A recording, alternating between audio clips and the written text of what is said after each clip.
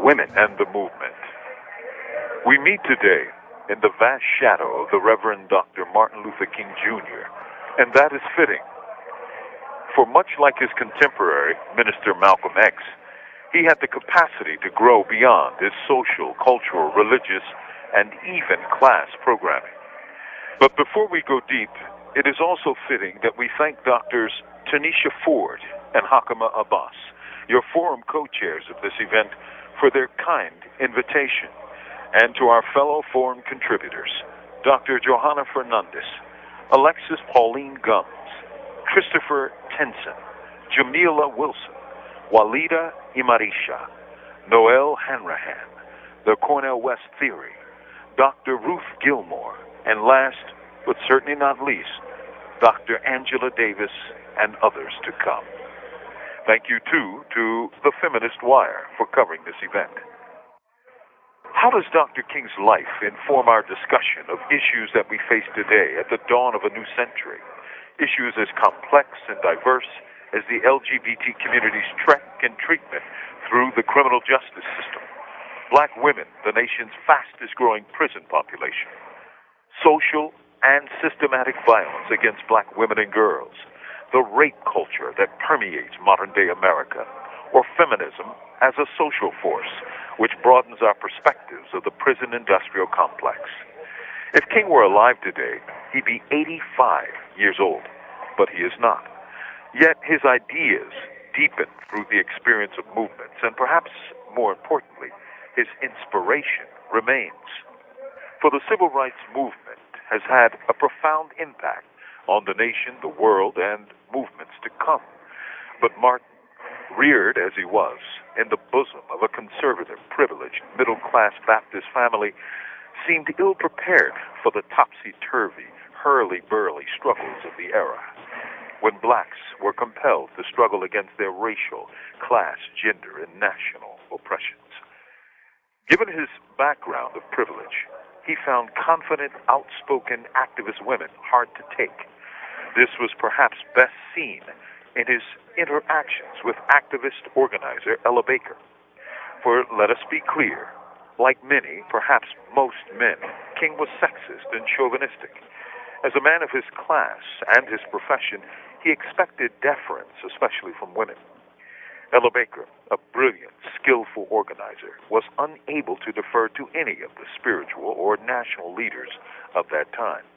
She opposed on principle the idea of charismatic leadership, preferring instead for collective leaders drawn from their work among the people. She was among the founders of SCLC, or the Southern Christian Leadership Conference. She founded the Student Nonviolent Coordinating Committee, called SNCC, and had traveled the country organizing as field secretary for the NAACP. In Baker's words, she knew she wouldn't make it among the ministers of SCLC, explaining, "There would never be any role for me in a leadership capacity with SCLC. Why? First, I'm a woman. Also, I'm not a minister. And second, I knew that my penchant for speaking honestly would not be well tolerated.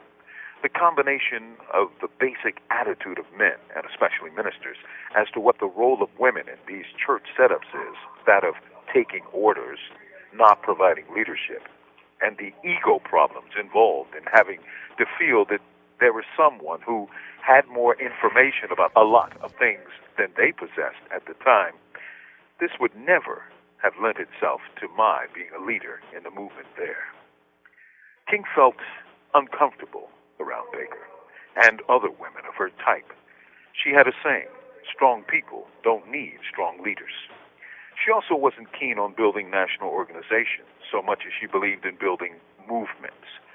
King, as a man transformed by the burgeoning movement around him, tried mightily to adapt to it, but it wasn't easy. For, like many men, King had a weakness for female flesh. He felt guilty about it, yes, but he indulged, for he couldn't say no. In this conflict between flesh and spirit, flesh inevitably won out. Many of us associate Dr. King with his last big movement push, the Poor People's Campaign. When he accepted the invite of National Welfare Rights Organization Executive Director George Wiley to address their board, he experienced a rude awakening. For the NWRO board was staffed by women, and they felt offended because they had advanced the idea of a Poor People's Campaign before the SCLC had done. When King met with the board, they shocked him with their aggressiveness and their radical thinking. When King was given the floor, he stated his ideas and solicited their support. NWRO First Vice Chair Eder Horn asked him for his views on Public Law 90-248. King was dumbfounded. NWRO leader Johnny Tillman, a woman, told King that Horn meant the Anti-Welfare Bill, H.R. 12080. It was passed by Congress the year before, she said, and signed into law by President Lyndon Johnson in January 1967. King again had no clue. Tillman pressed her advantage, saying pointedly, "Where were you when we were down in Washington trying to get support for Senator Kennedy's amendment?" King, the leader of the movement, was really helpless before welfare mothers on top of their game. Johnny Tillman, seeing him and his staff getting defensive, said, "You know, Dr. King, if you don't know about these questions, you should say you don't know, and then we would go on with the meeting." King agreed, saying, "You're right, Mrs. Tillman. We don't know anything about welfare. We're here to learn." And he did. He listened. He learned. That learning reshaped, deepened, and broadened his ideas. He outgrew many of his earlier notions and became increasingly socialist in his economic orientation, anti-capitalist, and quite rare for the time among black civil rights leaders, deeply anti-war. While Martin, as preacher, might have brought women to church, it must also be said that women, as teachers, took him to school. For at the heart, at the very core of both church and the movement, were women.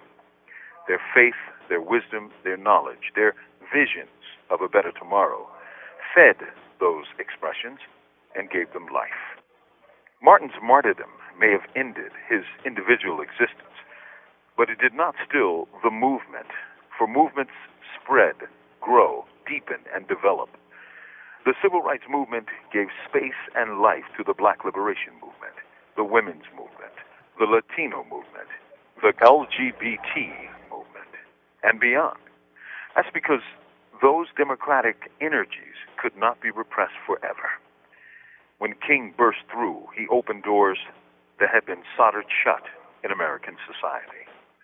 One of the most radical of the black liberation groups to sprout in this post-King period was the Black Panther Party, founded 2 years before King's assassination by 2 college students. Although assuredly the BPP was weighted with a decidedly macho image, what with the berets, the black leather jackets, and lest we forget, guns. It was most assuredly not an all-male collective. Indeed, quite the reverse is true. The BPP had a majority of female members, and a good number of women led local sections or even captaincies in cities. Indeed, the BPP was the only formation of the era to have a woman in complete command of the group under Elaine Brown. Was the Black Panther Party sexist? Yes, without question. But within a sexist society, who was not? If King, with all of his extraordinary education and gifts, was trapped within the dark amber of sexism, what of men who had no such learning, who learned from the streets? That said, the BPP leadership pronounced at this very time that it supported women's liberation and gay lib to boot. Party co-founder Huey P. Newton mused, maybe they might be the most oppressed people in society. Frankie Malika Adams from the Brooklyn chapter of the party said, women ran the BPP pretty much. I don't know how it got to be a male's party or thought of as a male's party. She knew what every male Panther knew, that despite what the newspapers reported, without women who made sure the work got done every day, the organization would not have lasted as long nor did as well as it did, period. Women form the core of movements. They organize, as did Ella Baker. They lead, as did Elaine Brown. They do the work to make organizations and movements work. And given the sexism extant in a capitalist society, it rarely gets reported, much less known. But the simple truth is that revolution is women's work and men's work. It is the work of all of us, working as comrades. Kathleen Cleaver was a member of SNCC, a group founded by Baker. She joined the party and is today a law professor working against the prison industrial complex. Safia Asia Bukhari was a college student who was intrigued by the party Breakfast for Children program. When she was threatened by cops, she quit college, joined the party, and later ran the party's East Coast organization from the Bronx headquarters. She later led and commanded units of the Black Liberation Army before she returned to the ancestors. Martin Luther King Jr. was made both literally and figuratively by women. They educated him, even when he didn't want to be educated. Again, as Baker stated, Martin didn't make the movement made Martin. Progressive and liberatory social movements are energized and sustained by the gifts women bring with them. They broaden our perspectives on issues of women, gender, and how under capitalism all within the prisons of capital are exploited, atomized, made to war against each other to preserve the rulers. Martin opened doors to rooms he did not know existed, but he did do so with a hope that it would lead to greater social justice and fairness. In one of his latter speeches before SCLC, King presented a synthesis of his ideas, calling for a radical restructuring of the entire system. We are called upon to help the discouraged beggars in life's marketplace. But one day, we must come to see that an edifice which produces beggars needs restructuring. He continued this questioning openly in ways he had done so privately. Who owns the oil? Who owns the iron ore? Why is it that people have to pay water bills in a world that is 2/3 water? King of 1967 was a different man than that of 1965, a deeper man. Such a man as that would say this: a nation that would keep people in slavery for 244 years will thingify them, make them things. Therefore, they will exploit them, and poor people generally, economically.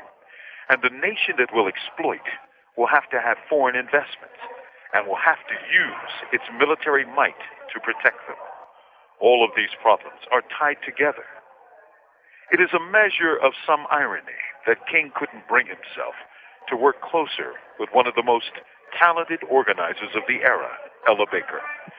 For some 30 years before her career as a civil rights organizer bloomed, she co-wrote with colleague Marvell Cook a remarkable article published in the NAACP journal, The Crisis, which revealed the venal nature of capitalism for poor black women in Harlem.